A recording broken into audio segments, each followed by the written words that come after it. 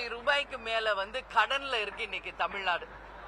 Budget அப்படின்னாலே ஒரு குடும்பத்திலிருந்து தொடங்கும். அந்த பட்ஜெட்டை எப்படி அந்த மாசம் நம்ம நிர்வகிக்கணும், நமக்கான வரவு என்ன, நமக்கான செலவு என்ன, இதை எப்படி நம்ம சரி செய்யணும், கடன்ல இருந்து எப்படி நம்ம பட்ஜெட்டை சரி பண்ண முடியும் என்பது ஒவ்வொரு குடும்பத்திலும் ஒவ்வொரு சமையல் அறையிலையும் அஞ்சரை பட்டியிலிருந்து தொடங்கக்கூடியதுதான் பட்ஜெட்.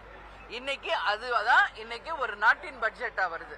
அதனால இன்னைக்கு 10 லட்சம் கோடிக்கு மேல் தமிழ்நாடு இன்னைக்கு கடன்ல இருக்கிறது என்பதை வேதனையோடு நான் பதிய வைக்கிறேன். இந்த கடன் சுமையை குறைப்பதற்கு என்ன திட்டங்கள் என்பது எதிலும் அறிவிக்கப்படவில்லை. கடன் மட்டும் பல லட்சம் நம்ம கோடிகள் இன்னைக்கு கடன் மட்டும் கட்டிட்டு இருக்கோம். அந்த கடன் சுமையையும் வட்டி சுமையையும் குறைப்பதற்கான அறிவிப்புகள் இல்லை என்பதும் வருந்தத்தக்கது.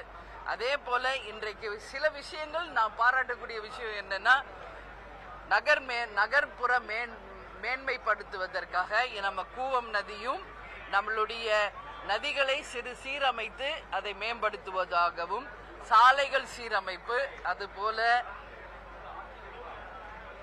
மின்சாரம் இன்னைக்கு இல்ல தமிழ்நாட்டில். எங்க பாரு மின்சாரம் இல்ல.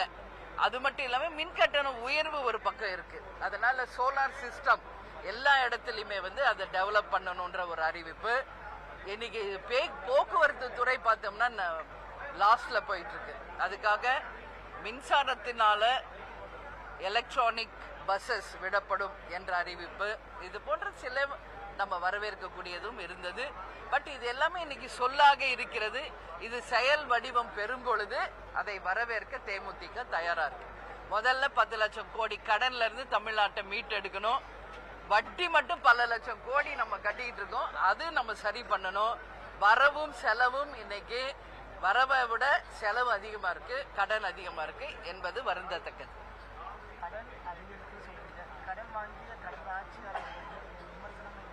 இல்ல அதுதான் கடன். இது இப்போ கடன் ஏறிக்கிட்டே போகுது, வட்டி ஏறிக்கிட்டே போகுதுன்னா அப்ப எப்படி இது? அவங்க இதுக்கு முன்னாடி இருந்த ஆட்சிகள் 3 லட்சம் 4 லட்சம் கோடியில இருந்து இன்னைக்கு 10 லட்சம் கோடி ஆயிடுச்சு. இப்ப சில ஸ்கீம்ஸ் அறிவிக்கப்பட்டதுனால மேலும் ஃபர்தரா ஒரு 1 லட்சம் கோடி அதிகமா தான் செலவு வருது. இப்போ செலவு பத்தி பேசுறோம், பட் வரவு என்ன?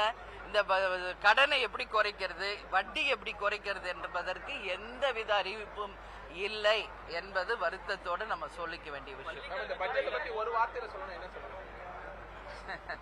பட்ஜெட்டை பத்தி நான் அதான் சொல்றேனே. இல்ல இல்ல இல்ல ஒரே வார்த்தையில நம்ம சொல்லணும்னா, கடன் இல்லா தமிழ்நாடு வரணும், வட்டி இல்லாத தமிழ்நாடு வரணும். அதற்கான அறிவிப்பு இல்லை என்பது வேதனைக்குரியது. ஏன்னா கடன் இல்லாத நாடு தான் சுமை இல்லாத நாடு. மக்களுக்கு அந்த சுமை இல்லாத ஒரு கடன் இல்லாத ஒரு தமிழ்நாடு உருவாக வேண்டும் என்பதுதான் தேமுதிகவினுடைய எண்ணம். பள்ளிக்கல்வித்துறைக்கு கடந்த ஆண்டுகளை விட 2 குறைவா நிதி ஒதுக்கப்பட்டிருக்கு. மத்திய அரசு அதான் அவங்க சொன்னாங்க. மத்திய அரசு இந்த நிதிகளை எல்லாம் ஒதுக்கும் பொழுது பல ஆயிரம் கோடி நமக்கு கடன் சுமை குறையும், அதை நாம கேட்டு பெறுவோம் என்பதையும் அவங்க சொல்லியிருக்காங்க. இன்னைக்குதான் அறிவிச்சிருக்காங்க.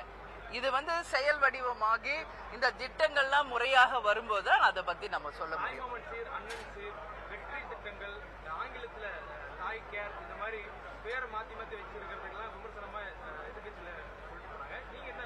இல்ல என்ன பொறுத்த வரைக்குங்க, இது வரைக்கும் தமிழ்நாடை ஆட்சி செய்த எல்லா முதலமைச்சர்களுடைய ஸ்கீம்ல மக்கள் போற்றுகின்ற, மக்கள் வரவேற்கின்ற ஸ்கீம் அப்படியே தொடரணும். அது எந்த ஸ்கீமா இருந்தாலும் சரி.